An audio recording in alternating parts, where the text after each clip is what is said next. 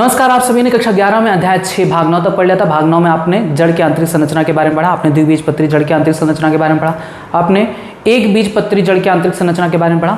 अब आते हैं हम भाग 10 में, उसके आगे के टॉपिक्स के बारे में बताएंगे, जो कि होगा तने की आंतरिक संरचना। तने की आंतरिक संरचना में आपको द्विबीजपत्री तने की आंतरिक संरचना के बारे में बताया जाएगा और एक बीजपत्री तने की आंतरिक संरचना के बारे में बताया जाएगा। उसके बाद आपको पत्ती की आंतरिक संरचना के बारे में, उसके बाद द्वितीयक विधि के बारे में आपको बताया जाएगा। भाग 10 का आपका टॉपिक है तने की आंतरिक संरचना। इसके अंतर्गत आपको द्विबीजपत्री तने की आंतरिक संरचना और एक बीजपत्री तने की आंतरिक संरचना के बारे में आपको बताया जाएगा। तो भाग 10 का टॉपिक है तने की आंतरिक संरचना यानी इंटरनल स्ट्रक्चर ऑफ स्टेम। ये स्टेम का थोड़ा सा पार्ट है। मान लो कोई पौधा है और उस पौधे में ये एक स्टेम है, तो स्टेम का सिर्फ इतना भाग यहाँ पर दिखाया गया है काट के, ठीक है। अब आप इसको अगर गोल कर दो तो पूरा हो जाएगा गोल संरचना तने की। तो तने में पूरा ना दिखा के थोड़ा सा संरचना दिखाया गया है, क्योंकि यही सारी चीज़ें व्यवस्थाएं पूरी गोलार्ध में पाई जाएंगी, गोलार्ध नहीं गोले में पूरी पाई जाएंगी तने के। तो हम द्विबीजपत्री तने की आंतरिक संरचना और एक बीजपत्री तने की आंतरिक संरचना के बारे में कुछ बताऊं, उससे पहले हमें ये जानना होगा कि सामान्य तने में कौन कौन सी चीज़ें पाई जाती हैं। यानी तने का हमें सामान्य लक्षण पहले जानना होगा कि तने का सामान्य लक्षण क्या होता है जो इसे जड़ से पृथक करता है, यानी तने और जड़ में अंतर।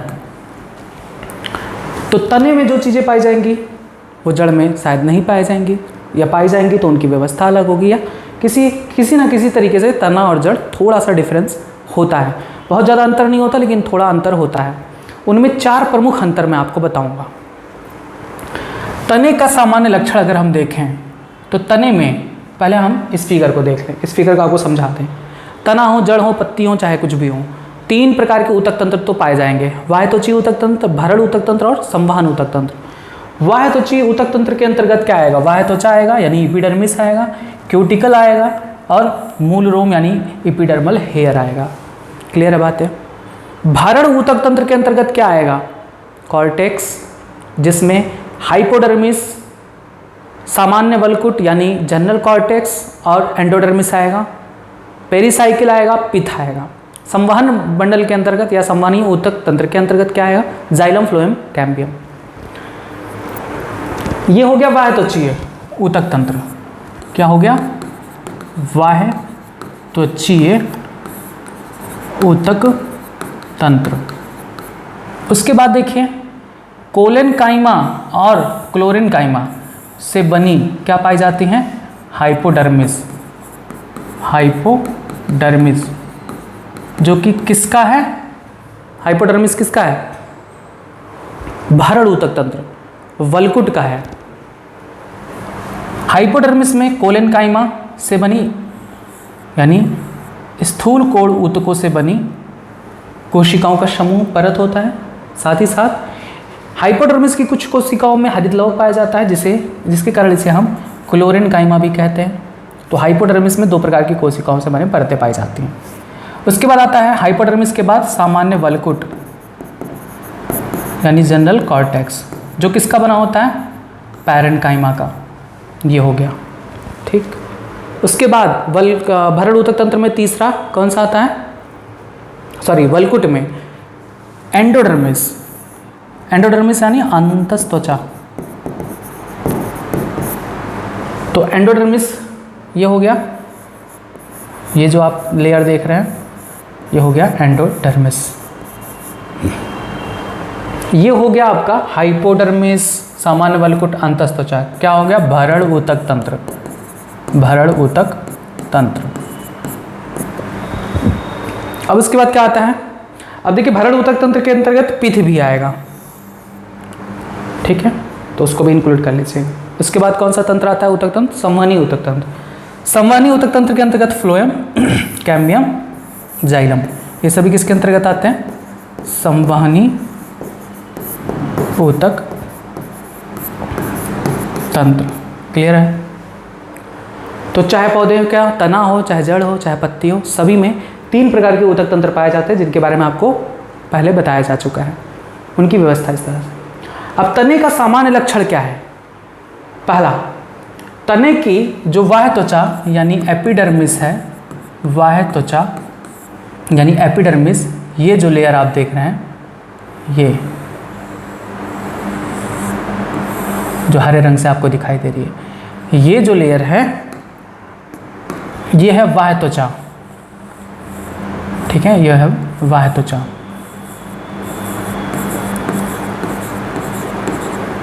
तो बाह्य त्वचा के ऊपर क्यूटिकल नामक परत होती है। एक तो ये है तने का सामान्य लक्षण। क्यूटिकल जड़ में नहीं पाए जाते। क्लियर हुई बात? तने का सामान्य लक्षण में पहला क्या है? बाह्य त्वचा के ऊपर क्यूटिकल पाया जाता है। क्यूटिकल एक रक्षात्मक परत होता है जो बाह्य त्वचा की नवीन कोशिकाओं को बचाता है। ठीक। दूसरा,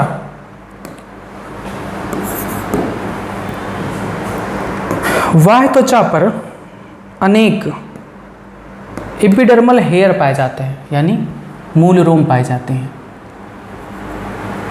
बाह्य त्वचा पर मूल रोम पाए जाते हैं।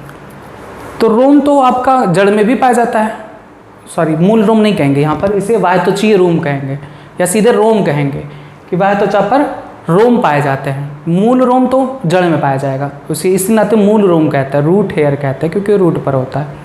अंतर क्या है? तने के मूल रोम, सॉरी तने के रोम और जड़ के मूल रोम में अंतर क्या है? तने का जो रोम होता है वो बहुकोशिकीय होता है और जड़ की जो मूल रोम होती है वो एक कोशिकीय होती है, जिसके बारे में आपको बताया गया है। यानी यहाँ क्या कह सकते हैं कि बाह्य त्वचा पर बहुकोशिकीय रोम पाए जाते हैं।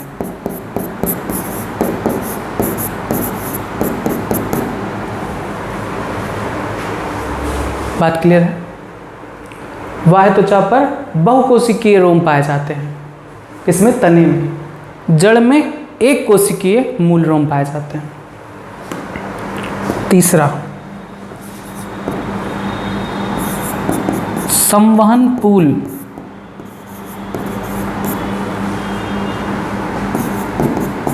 संयुक्त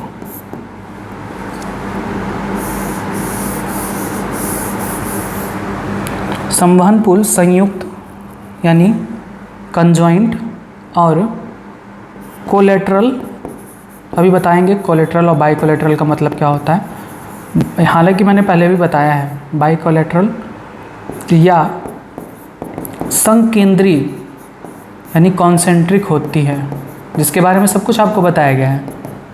संवहन पुल यानी जाइलम और फ्लोएम, आपने एक अरीय व्यवस्था देखा है। अरीय व्यवस्था में क्या होता है? जाइलम और फ्लोएम एकांतर अर्धव्यास पर उपस्थित होते हैं। संयुक्त में क्या होता है? संयुक्त में ये होता है, फ्लोएम है और जाइलम है, ये दोनों एक ही अर्धव्यास पर उपस्थित है, एक ही अर्धव्यास पर। अरीय में क्या होता था कि इस तरफ अगर जाइलम है तो इस तरफ फ्लोएम होता था, तो इसे कहते हैं एकांतर अर्धव्यास। जाइलम फ्लोएम से थोड़ा दूर होता था। लेकिन तने में संवहन पुल या तो संयुक्त होंगे, यानी फ्लोएम और जाइलम एक ही त्रिज्या पर पाई जाएगी, या फिर संकेंद्री यानी कॉन्सेंट्रिक होगी। कॉन्सेंट्रिक में क्या होता है कि या तो फ्लोएम बीच में होगा, उसको चारों तरफ से जाइलम घेरे रहेगा, ठीक है, या फिर जाइलम बीच में होगा तो उसे फ्लोएम चारों तरफ से घेरे रहेगा। ये सभी आपको बताया है। तो ये होता है तीसरा अंतर। जड़ में संवहन पुल कैसे होते हैं? अरीय प्रकार से व्यवस्थित होते हैं ना। चौथा,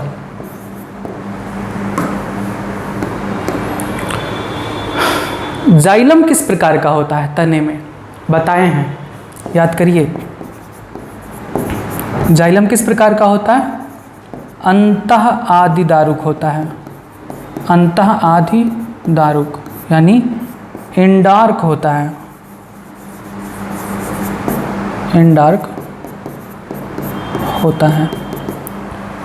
जाइलम अंतः आदि दारुक होता है का मतलब क्या है कि जाइलम में प्रोटोजाइलम परिधि पर, सॉरी प्रोटोजाइलम केंद्र पर, प्रोटोजाइलम केंद्र पर, ठीक, और मेटाजाइलम कहाँ होते हैं? परिधि पर होते हैं। बस ये है तने की सामान्य लक्षण जो इसे जड़ से भिन्न करते हैं। जड़ में क्या होता है? वाह्य आदि दारुक व्यवस्था होती है जाइलम की, मेटाजाइलम केंद्र में होता है और प्रोटोजाइलम परिधि पर होता है। ये व्यवस्था जड़ में होती है। जड़ में एक कोशिकीय मूल रोम पाए जाते हैं, तने में बहुकोशिकीय रोम पाए जाते हैं। जड़ में बाह्य त्वचा के ऊपर कोई भी क्यूटिकल की परत नहीं होती है, रंध्र नहीं पाए जाते हैं, लेकिन तने पर क्यूटिकल की परत भी होती है और रंध्र भी जगह जगह पर पाए जा सकते हैं। दूसरा, जड़ में संवहन पुल किस प्रकार का होता है? अरीय प्रकार का, यानी जाइलम और फ्लोएम एकांतर अर्धव्यास पर व्यवस्थित होते हैं, लेकिन तने में संवहन पुल संयुक्त यानी कंजॉइंट हो सकते हैं ऐसे, या फिर संकेंद्रीय हो सकते हैं, जाइलम भीतर की तरफ तो उसे चारों तरफ से फ्लोएम घेरे होता है। बस ये था तने का सामान्य लक्षण। क्लियर है? याद करिए, ये सब बातें बहुत इंपॉर्टेंट हैं। ये तने को जड़ से पृथक करती है। पूछा जा सकता है कि आपको दो द्विबीजपत्री एक तना दे दिया जाए और एक जड़ दे दिया जाए, तो आप क्या देख के बताओगे उसमें कि कौन सा तना है कौन सा जड़ है? ठीक, तो ये हो गया तने का सामान्य लक्षण। अब हम देखेंगे सबसे पहले द्विबीजपत्री तने की आंतरिक संरचना को।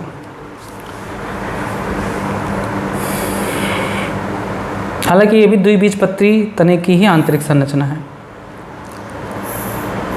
अच्छा, यहाँ पर आप समझ लीजिए जो आपको अभी बताया गया है ना, तने में संवहन पुल की व्यवस्था। हालांकि इसके बारे में मैं पहले भी बताया हूँ, अब फिगर आ गया है तो मैं बता दूँ आपको कि तने में किस किस प्रकार का संवहन पुल पाया जाता है?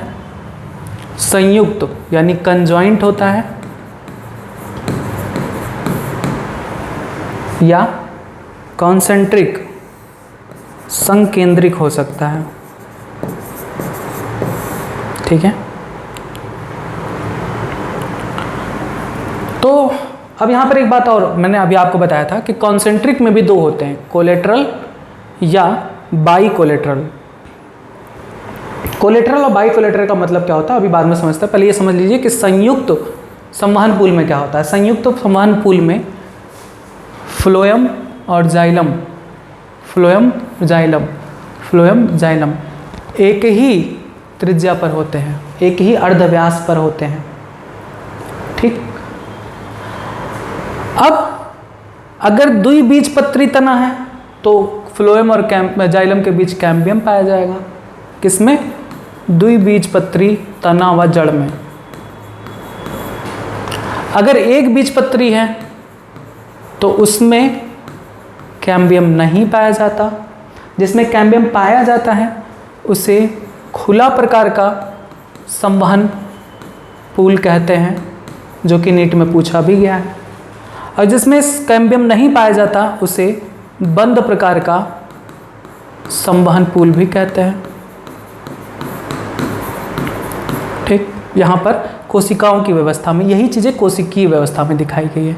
फ्लोएम हो गया, कैम्बियम इनके बीच में, जाइलम हो गया, और ये एक बीजपत्री तने का है जिसमें ये फ्लोएम हो गया, ये जाइलम हो गया, इसमें कैम्बियम नहीं पाई जाती।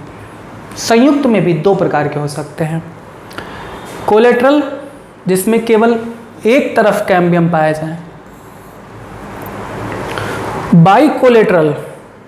बाइकोलेटरल जिसमें दो तरफ कैम्बियम पाया जाए, आउटर और इनर, और दो तरफ फ्लोएम भी पाया जाए, आउटर और इनर फ्लोएम, ये होता है बाइकोलेटरल। ठीक, तो तने में जो संवहन पुल है वो संयुक्त हो सकती हैं, कोलेटरल यानी एक ही कैम्बियम हो, या संयुक्त हो सकती हैं बाइकोलेटरल जिसमें 2 कैम्बियम हो और 2 फ्लोएम हो, आउटर और इनर। फिर कहीं कहीं पर संकेंद्रिक यानी कॉन्सेंट्रिक भी देखने को मिल सकता है। संकेंद्रिक यानी कॉन्सेंट्रिक संवहन पुल देखने को मिल सकता है। तो इसमें बताया था मैंने कि कॉन्सेंट्रिक यानी संकेंद्रिक में एक संवहन ऊतक दूसरे संवहन ऊतक के चारों ओर होता है। यानी इसमें अगर आप देखें तो फ्लोएम एक संवहन ऊतक है जो दूसरे संवहन ऊतक के चारों ओर पाया जा रहा है। तो या तो जाइलम बीच में होंगे तब उसके चारों ओर क्या होंगे, फ्लोएम। ठीक है, ठीक, और या तो फ्लोएम बीच में होंगे तो उसके चारों तरफ जाइलम होंगे। ये कहलाता है संकेंद्रिक व्यवस्था। क्लियर है बात? अब आते हैं हम द्विबीजपत्री, नहीं अभी एक और फिगर है, चलिए इसको भी समझा दें।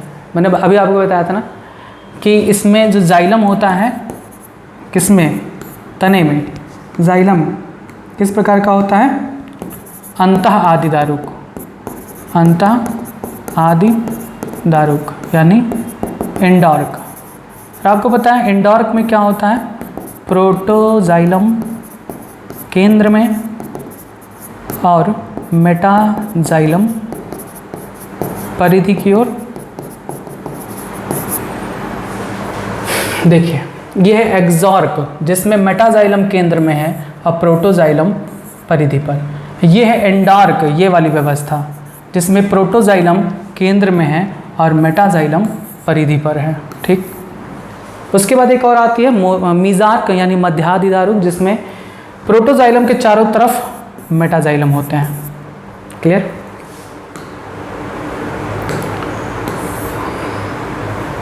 ये है द्विबीजपत्री तना। द्विबीजपत्री तने में जैसे आपने द्विबीजपत्री जड़ का आंतरिक संरचना में किसका पढ़ा था, सूर्यमुखी, सूरजमुखी के जड़ की आंतरिक संरचना को पढ़ा था। उसी तरीके से द्विबीजपत्री तने में भी हम सूरजमुखी के ही तने को पढ़ेंगे।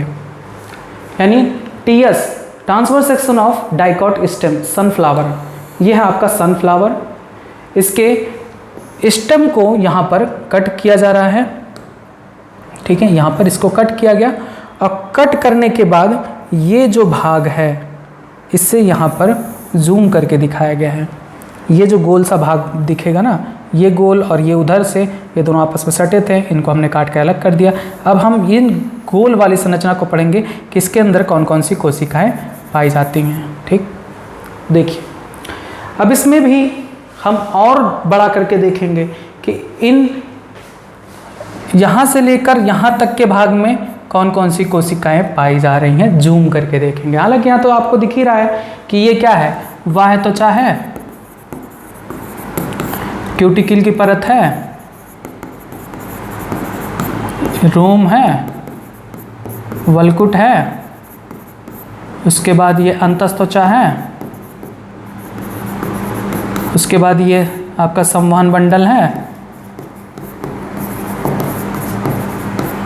पित्त है, और यहाँ पर आप थोड़ा सा बना लें, पित्त किरणें हैं, ये आपका फ्लोएम, सॉरी ये है, और ये है आपका जाइलम। ठीक, अब इसको हम बड़ा करके यहाँ पर देखेंगे।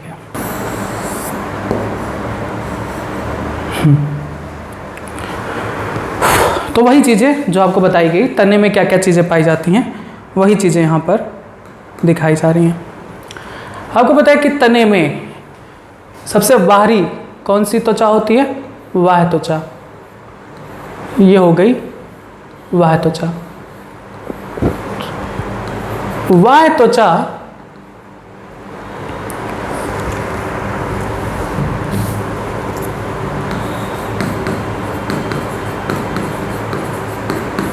यहाँ पर बाह्य त्वचा तने में एक स्तरीय होता है, मोटी भित्ति वाला होता है, एक स्तरीय होता है। इसके चारों तरफ क्यूटिकल की परत पाई जाती है। यह आपका क्यूटिकल है। ये सब फिगर आपको बना के प्रैक्टिस करने हैं। अब हमारे लिए सुविधा है तो हम यहाँ पर डायरेक्ट इमेज दिखा रहे हैं, लेकिन आप लोग बना के प्रैक्टिस करिएगा। अगर ये ना होता तो वाइट बोर्ड पे तो बना के दिखाते ही हम। ये है क्यूटिकल। बाह्य त्वचा के ऊपर एक परत पाई जाती है क्यूटिकल।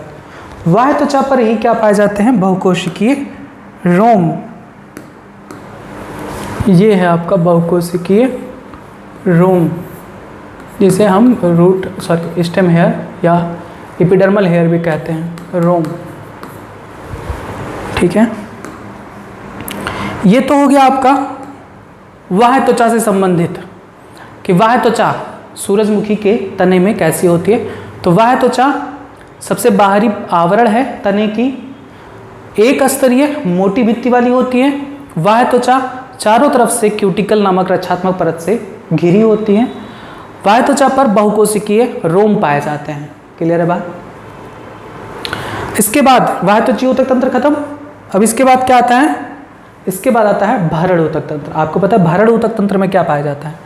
चूंकि ये द्विबीजपत्री तने हैं, इसलिए भरण ऊतक तंत्र के अंतर्गत इसमें वल्कुट यानी हाइपोडर्मिस, जनरल कॉर्टेक्स और एंडोडर्मिस पाया जाएगा। जबकि एक बीजपत्री तना अगर देखा जाए तो एक बीजपत्री तने में जनरल कॉर्टेक्स नहीं पाया जाता, एपिडर्मिस नहीं पाया जाता, सॉरी एंडोडर्मिस नहीं पाया जाता, पेरिसाइकिल नहीं पाया जाता। ये सब बातें आगे बताई जाएंगी, लेकिन इनमें सब पाया जाता है। तो अब अगर आप देखें तो यहाँ से यहाँ तक का भाग, कहाँ से यहाँ तक का जो भाग है वो क्या कहलाता है? कॉर्टेक्स यानी वल्कुट। क्योंकि वल्कुट के अंतर्गत 3 आते हैं। कौन कौन से? सबसे बाहर की ओर हाइपोडर्मिस,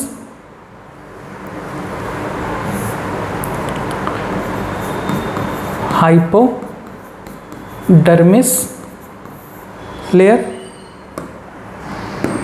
अब इस हाइपोडर्मिस की बात करें तो हाइपोडर्मिस में कोलेनकाइमा यानी स्थूल कोण ऊतक, साथ ही साथ क्लोरेनकाइमा की कोशिकाएं भी पाई जाती हैं। क्लोरेनकाइमा की कोशिकाएं भी पाई जाती हैं। क्यों कह रहे हैं? क्योंकि हाइपोडर्मिस में मल्टीलेयर होता है। एक ये हो गया, एक ये हो गया, ये लेयर हो गया, दूसरा लेयर ये है, तीसरा ये है। तो इसमें क्या होता है कि हाइपोडर्मिस में कुछ कोशिकाएं कोलेनकाइमा की बनी होती हैं, कुछ इन्हीं की हाइपोडर्मिस की कुछ कोशिकाओं में हरित लवक पाया जाता है। इन्हीं के कुछ कोशिकाओं में हरित लवक होता है। तो हरित लवक की वजह से इन कोशिकाओं को हम क्या कहते हैं? क्लोरेनकाइमा कहते हैं।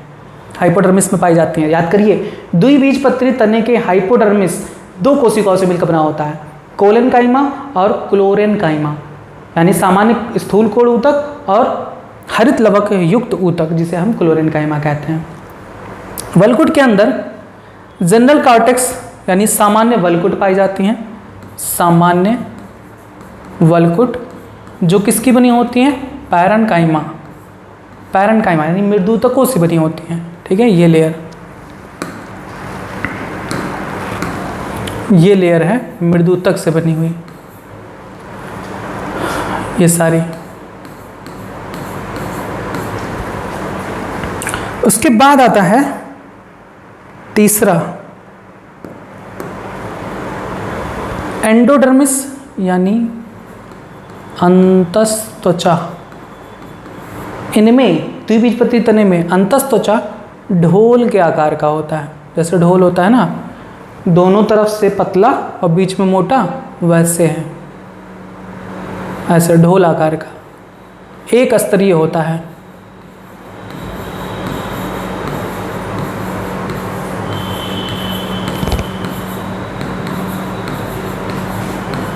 अच्छा, इसके बारे में एक और इम्पॉर्टेंट पॉइंट, द्विबीजपत्री तने में अंतस्त्वचा के बारे में, अंतस्त्वचा के बारे में एक और इम्पॉर्टेंट पॉइंट कि अंतस्त्वचा में स्टार्च कण पाए जाते हैं, यानी मंड कण, स्टार्च ग्रैन्युल पाए जाते हैं। इसी वजह से इस लेयर को स्टार्च सीथ भी कहते हैं। क्या कहते हैं? स्टार्च सीथ भी कहा जाता है। क्लियर? अब जो भी भाग आएगा, अंतस्त्वचा के बाद जो भी भाग आएगा, इन पूरे भाग को क्या कहते हैं? स्टील कहते हैं, यानी रंभ कहते हैं। आपको मैंने बताया था कि रंभ में क्या क्या आता है। रंभ में परिरंभ यानी पेरिसाइकिल आएगा, पिथ आएगा, पिथ किरणें आएंगी, संवहन बंडल आएगा, संयोजी ऊतक आएगा। अगर नहीं लिखे हैं तो लिख डालिए। रंभ में क्या क्या आता है? रंभ में कोई लाइट कलर नहीं मिल रहा। रंभ में क्या आता है? परिरंभ प्लस संवहन बंडल यानी जाइलम और फ्लोएम प्लस और क्या आएगा? संयोजी ऊतक, कुछ कुछ में पाए जाते हैं ना संयोजी ऊतक, प्लस पित्त प्लस पित्त किरणें। क्लियर है बातें? यानी हम कह सकते हैं कि वलकुट के बाद जितनी भी चीज़ें आती हैं, वलकुट के बाद जितनी भी चीज़ें आती हैं वे सभी क्या कहलाती हैं? रंभ कहलाती हैं। क्लियर बात?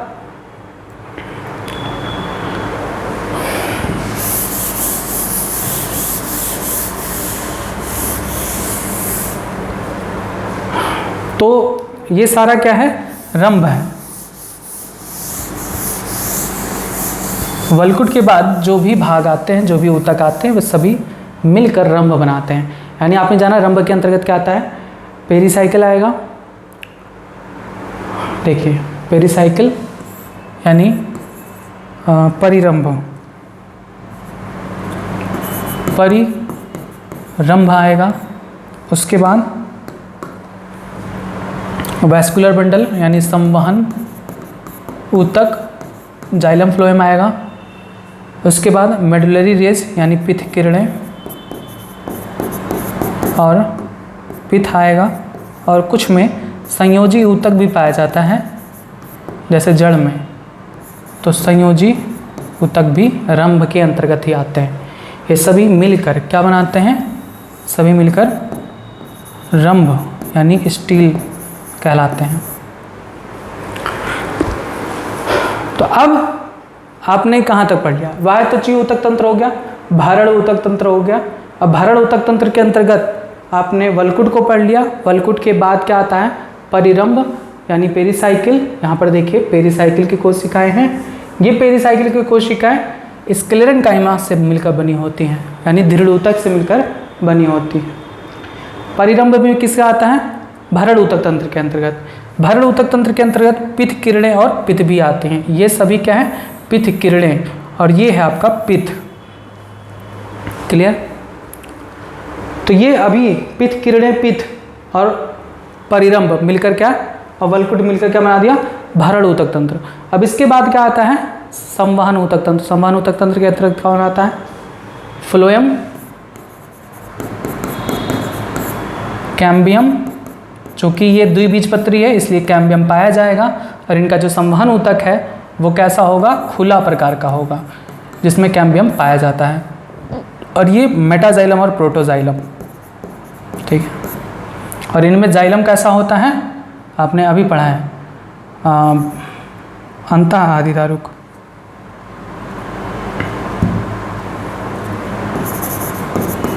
अंतः आदि दारू यानी इंडार्क प्रकार का होता है, इंडार्क टाइप का। क्लियर है बातें? बस यही है आपका द्विबीजपत्री तना।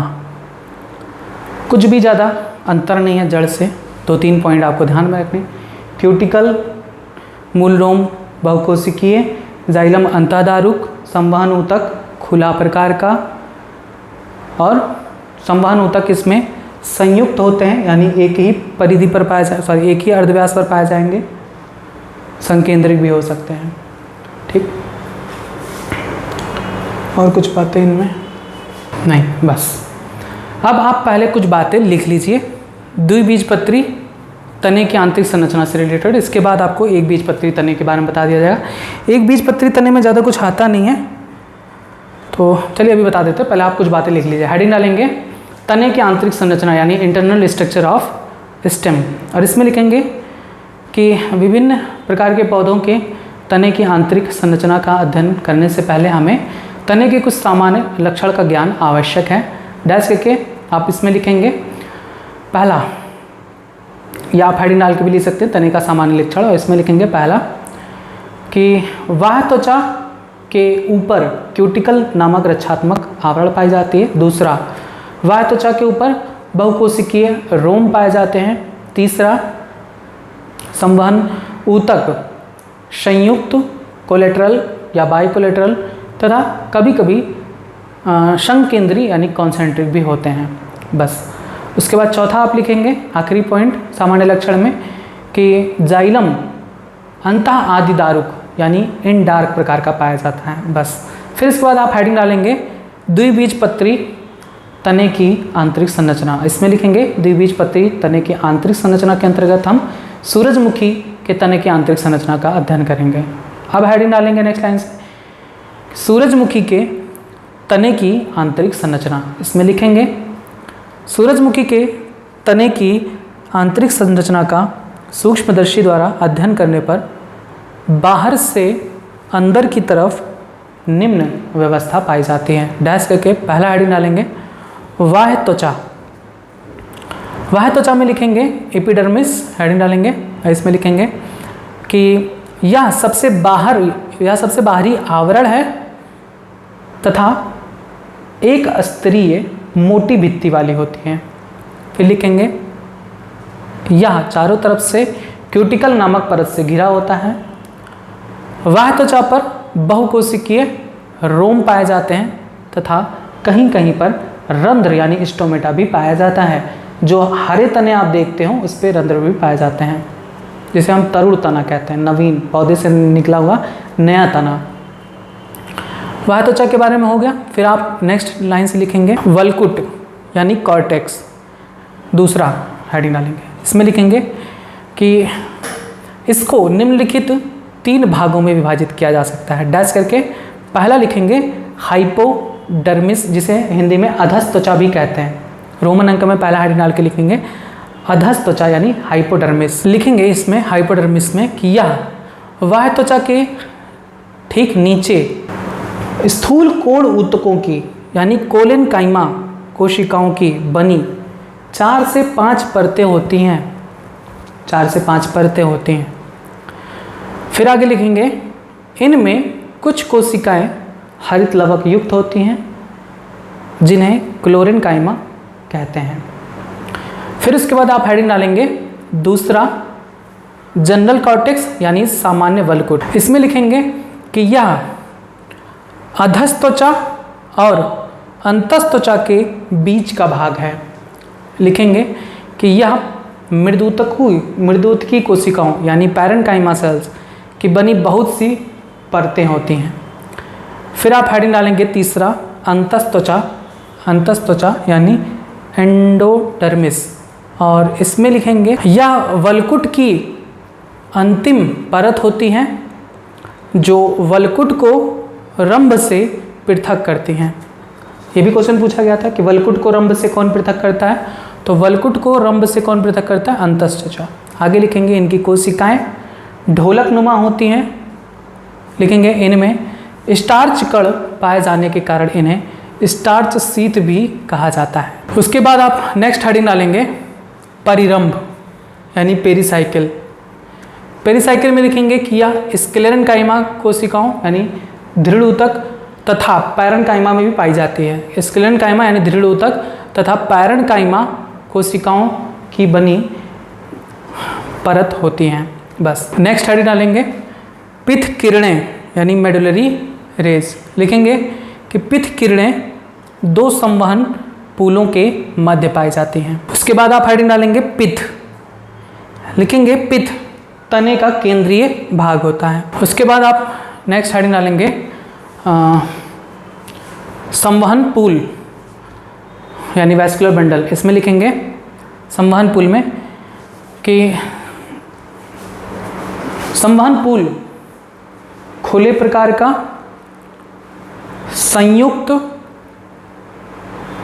तथा कोलेट्रल होता है, यानी केवल एक कैम्बियम पाई जाती है, कोलेट्रल होता है। इसमें लिखेंगे इसके अंतर्गत जाइलम, फ्लोएम और कैम्बियम आते हैं। फिर इसमें आप लिखेंगे संवहन ऊतक में पहला हेडिंग फ्लोएम। फ्लोएम के बारे में लिखेंगे कि फ्लोएम सबसे बाहरी आवरण है तथा इनकी कोशिकाएं जीवित व सेलुलोज की भित्ति वाली, यानी इनकी जो कोशिकाएं होती हैं इनकी कोशिका भित्ति सेलुलोज की बनी होती है। तो लिखेंगे इनकी कोशिकाएं जीवित व सेलुलोज की भित्ति वाली होती हैं। फिर लिखेंगे कि फ्लोएम में चालनी नलिका कोशिका, सहचर कोशिका और फ्लोएम पैरेन्काइमा पाई जाती हैं। इसके बाद आप हेडिंग डालेंगे कैम्बियम। कैम्बियम के बारे में लिखेंगे कि यह फ्लोएम और जाइलम के बीच में पाई जाने वाली पतली भित्ति वाली आयताकार कोशिकाओं का समूह होता है जो अरीय क्रम यानी रेडियल रोज में व्यवस्थित होते हैं। बस।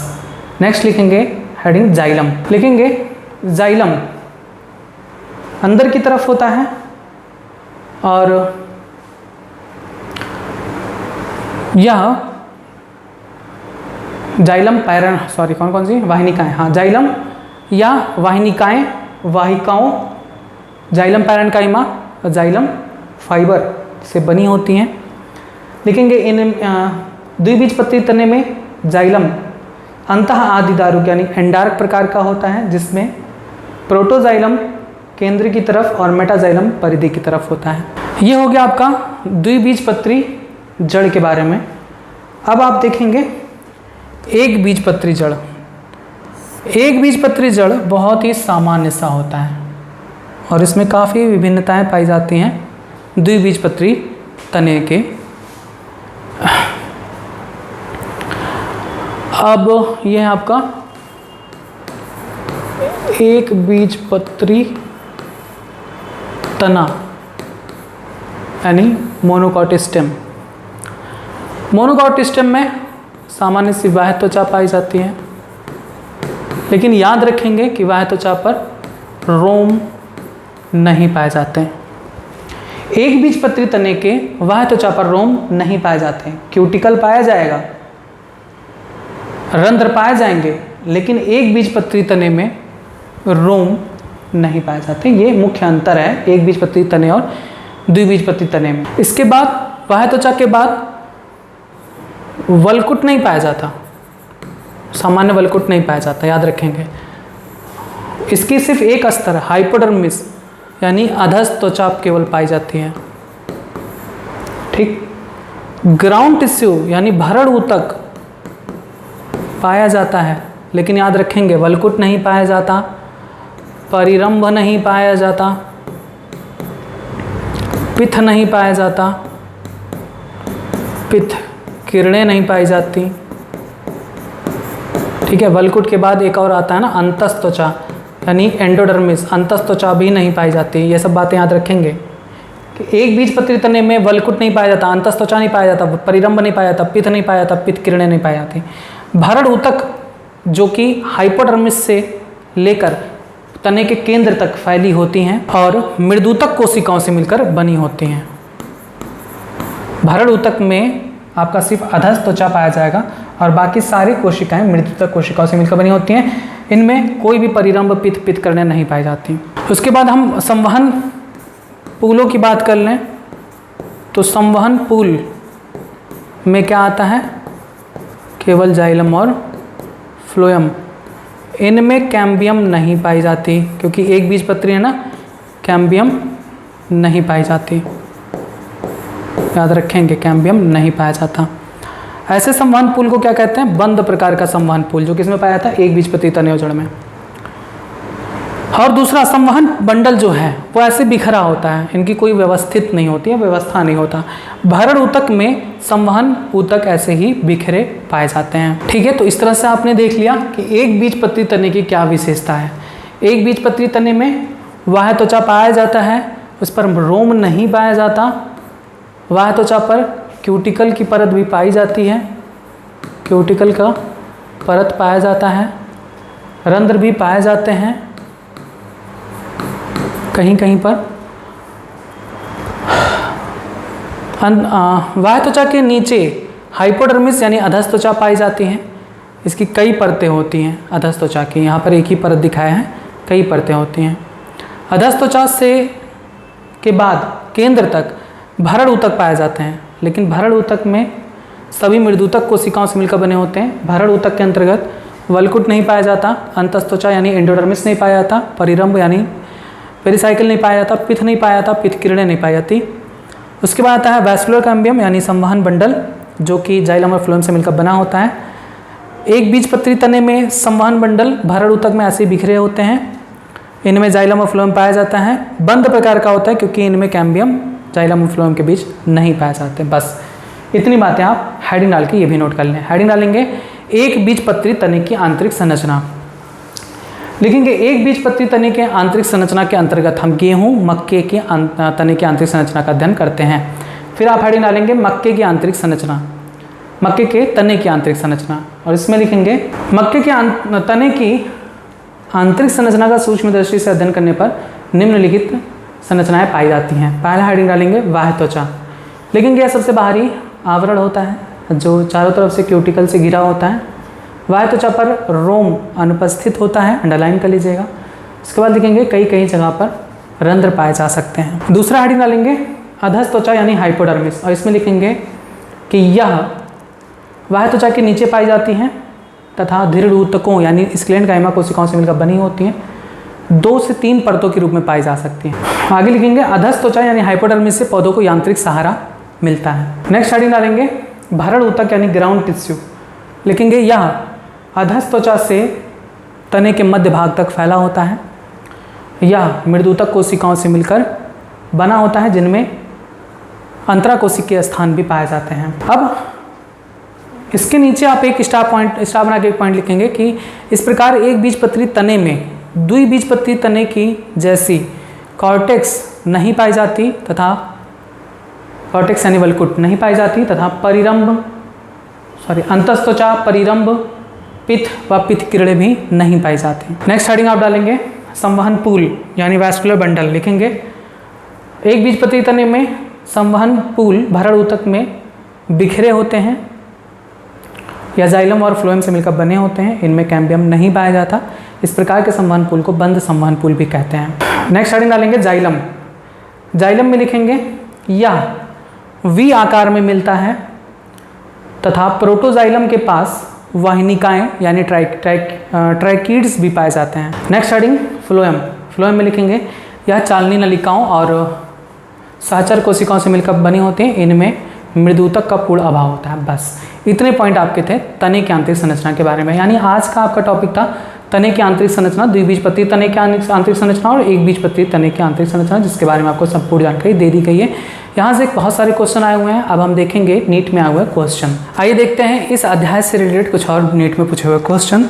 इसका पहला आता है नीट 2018 में क्वेश्चन पूछा गया है, जो कि है कि वे पादप कौन से हैं, वे पादप कौन से हैं जिनमें द्वितीयक वृद्धि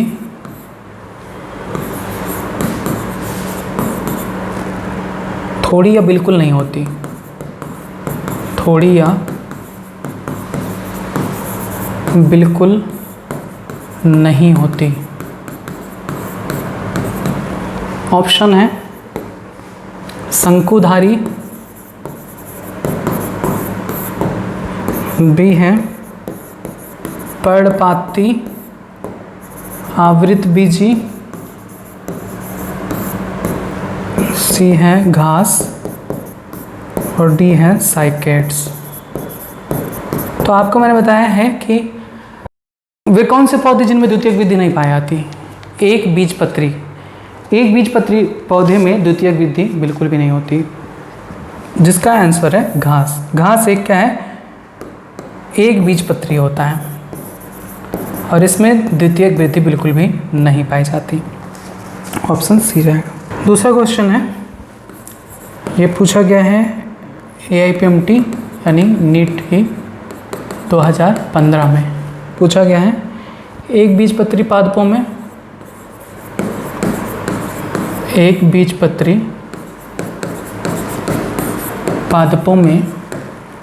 संवहन बंडलों को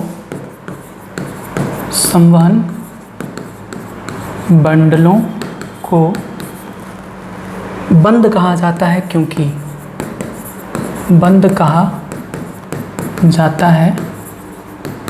क्योंकि ऑप्शन ए,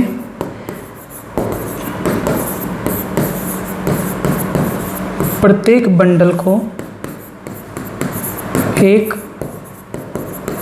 पूलाच्छद घेरे रखती है।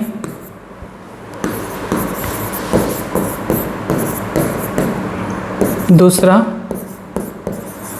एधा अनुपस्थित होती है। सी, संवहन बंडल में नहीं, उनमें छिद्रण वाली वाहिकाएं नहीं होती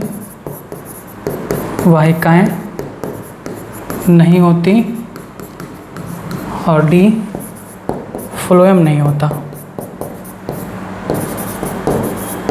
बताइए इसका आंसर क्या सही होगा। तो आप लोगों को पता है एक बीजपत्री पौधों में संवहन बंडल में क्या नहीं पाया जाता, कैम्बियम। और हमारी गलती ये है कि हमने कैम्बियम का हिंदी नहीं बताया। एधा, कैम्बियम को हिंदी में एधा कहते हैं, ठीक है। तो शुद्ध हिंदी यहाँ पर लिखा हुआ है, इसलिए हो सकता है आप कंफ्यूज हो गए हो। तो एक बीजपत्री पौधों में एधा यानी कैम्बियम नहीं पाया जाता, इसी वजह से इसे क्या कहा जाता है, बंद प्रकार का संवहन पुल कहा जाता है।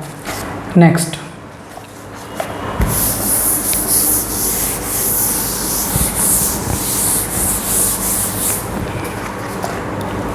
क्वेश्चन है,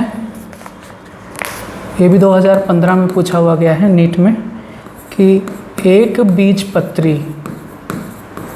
एक बीजपत्री जड़ का मुख्य लक्षण है। जड़ का मुख्य लक्षण है कौन सा? ऑप्शन ए, खुले संवहन बंडल। तो बताइए कि क्या एक बीजपत्री में खुले संवहन बंडल पाए जाते हैं? बी, छितरे संवहन बंडल। तो ये तो पढ़े ही नहीं हो, कोई ऑप्शन ही नहीं है बनता। संवहन बंडल में एधा की अनुपस्थिति,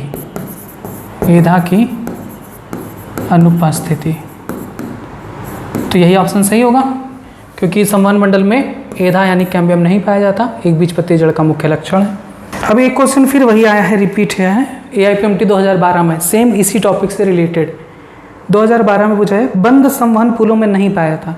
तो बंद संवहन पुल में क्या नहीं पाया जाता? यही कैम्बियम, एधा नहीं पाया था। यहाँ पर 4 ऑप्शन दिए गए थे, भरड़ ऊतक, कंजक्टिव ऊतक, एधा, मज्जा। तो सी ऑप्शन से होगा, एधा यानी कैम्बियम नहीं पाया जाता, इसलिए इसे बंद प्रकार का संवहन पुल कहते हैं। इजी था, यानी ये बहुत इंपॉर्टेंट पॉइंट है, खुला संवहन तंत्र और बंद संवहन तंत्र। 3-4 क्वेश्चन आ चुके हैं अभी तक। अब एक क्वेश्चन देखिए, थोड़ा शुद्ध हिंदी दिया गया है, इस वजह से हो सकता है कि आप कंफ्यूज हो जाएं, लेकिन आइए ट्राई करते हैं, हो सकता है आप कर ले जाएं। क्वेश्चन 2014 में पूछा हुआ है कि आपको, ध्यान से समझिएगा, एक द्विबीजपत्री तने और एक बीजपत्री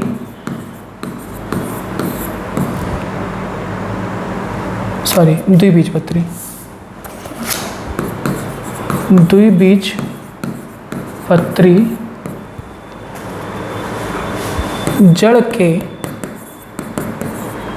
काफ़ी पुराने टुकड़े दिए गए हैं। आप उन दोनों में प्रभेद करने के लिए, प्रभेद यानी अंतर करने के लिए निम्न में से कौन सी शारीरिक संरचना का उपयोग करेंगे? कौन सी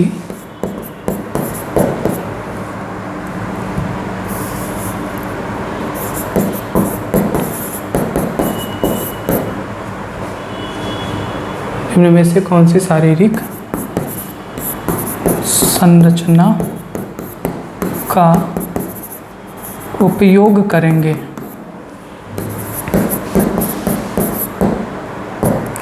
पहला दिया है द्वितीयक जाइलम, क्या आप द्वितीयक जाइलम का प्रयोग करेंगे? दूसरा दिया है द्वितीयक फ्लोएम,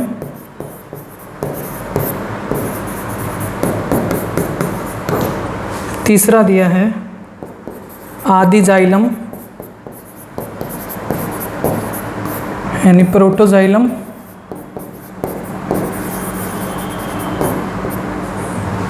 और वल्कुट कोशिकाएं। कुछ नहीं है बाबू इस क्वेश्चन में, बस थोड़ा सा दिमाग लगा लीजिए।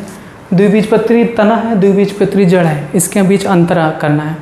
आपको पता है कि द्विबीजपत्री तने में आदि जाइलम यानी प्रोटोजाइलम कहाँ होता है? केंद्र में। द्विबीजपत्री जड़ में प्रोटोजाइलम कहाँ होता है? परिधि में, यानी ऑप्शन सी।